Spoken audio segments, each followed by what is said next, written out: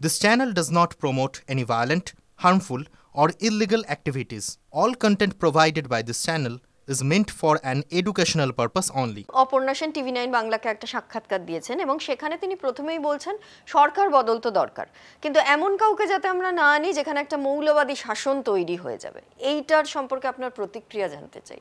সরকার বদল তো দরকার, কিন্তু সরকার বদলটা কিভাবে হবে সেটা আমি অনুরোধ করি সবাইকে একটু ভেবে দেখতে। তাহলে আমরা কি চাই? সরকার বদল মানে 26 অবধি অপেক্ষা করা, তারপরে নির্বাচন, তারপরে একটা যা হোক সরকার যে হয়েও আসবেন, এরাই আসতে পারেন, আবার কী করে আটকাবে? 1 নম্বর। 2 নম্বর, হ্যাঁ, সরকারকে ফেলে দেয়া যায়, যদি ফেলে দিয়ে কী হবে? তাহলে প্রেসিডেন্টস রুল হবে। প্রেসিডেন্টস রুল হলে তোমরা জানো যে একটা বিশেষ দলের মানে ধামাধারি কেউ আসবেন এবং সেই বিশেষ দলটি তখন আমাদের এখানে পশ্চিমবঙ্গে গেড়ে বসবেন। এটা আমাদের অবস্থাটা হবে খানিকটা ইরানের মতন। মৌলবাদী শাসন এখন নেই তো, মৌলবাদী শাসন এখনো পশ্চিমবঙ্গে মৌলবাদী শাসন আছে।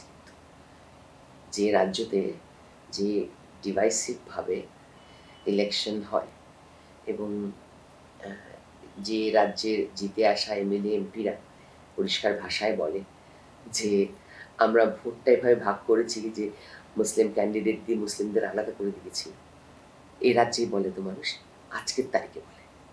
তো এটা মৌলবাদী দ্বারা পরিচালিত সরকার নয়তো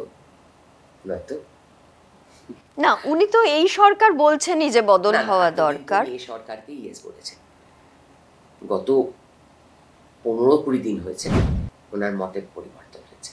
আমার কাছে বড্ড শ্রদ্ধেয় একজন মানুষ, মানে আমার অভিনয় শেখা ওনার কাছে, এমনিও বড্ড ভালোবাসি।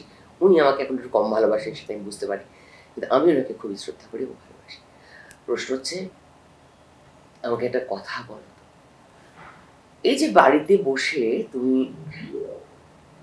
মোবাইল বিল দিয়ে দিচ্ছ, ইলেকট্রিসিটি বিল দিয়ে দিচ্ছ, ট্রেনের টিকিট কেটে ফেলছো, গ্যাসটা বুক করে ফেলছো, 2 দিনের মধ্যে গ্যাস চলে আসছে, তুমি প্লেনের টিকিট কাটছো, তোমাকে রাস্তায় লাইন দাঁড়াতে হচ্ছে না, ট্রাভেল এজেন্টের দরজা গিয়ে টিকিটের জ্যাকেট নিয়ে আসতে হচ্ছে না, তুমি যা যা রিফর্ম দেশে হচ্ছে, 140 কোটি মানুষ আজকে একটা বোতাম টিপে তার গ্যাস বুকিং করে, পাচ্ছ সেটা। তো সেটা কি মৌলবাদী সরকার বলে হচ্ছে?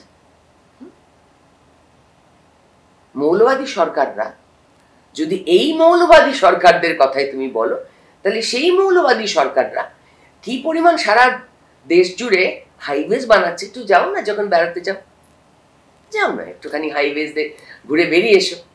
আমি সবাইকে বলছি, আমি শুধু রিনাদিকে বলছি না, আপনারা সবাই বেরিয়ে আসুন, যান পশ্চিমবঙ্গের বাইরে, যখন যান গিয়ে দেখুন সারা ভারতের কত জায়গায় কত উন্নয়ন হচ্ছে, একটু দেখুন। রিনাদির কথা শুনে মনে হচ্ছে উনি বামপন্থী একটা সরকার আবার যদি আসে তাহলে কি হতে পারে সেরকম একটা ভাবনার দিকে এগিয়েছেন। আপনার তাতে কি প্রতিক্রিয়া? সেইটা হলে কি হবে? আমার খুব ভালো প্রতিক্রিয়া।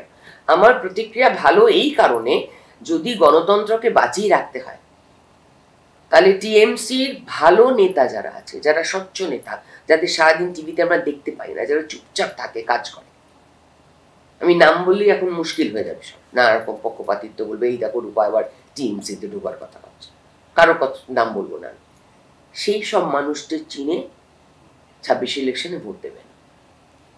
সেখানে যদি বিজেপির কোনো ভালো ক্যান্ডিডেট না দেয়, দেবেন না। আপনি ঠিক করেন, আপনি চোর বেছে নেবেন না সৎ মানুষকে বেছে নেবেন? আমি জনতার দিকে প্রশ্নটা তুলে দিচ্ছি। যদি বামপন্থী ভদ্রলোকের মতন ভালো ক্যান্ডিডেট দেখেন, তাকে জেতানোর দায়িত্ব আপনি নিন।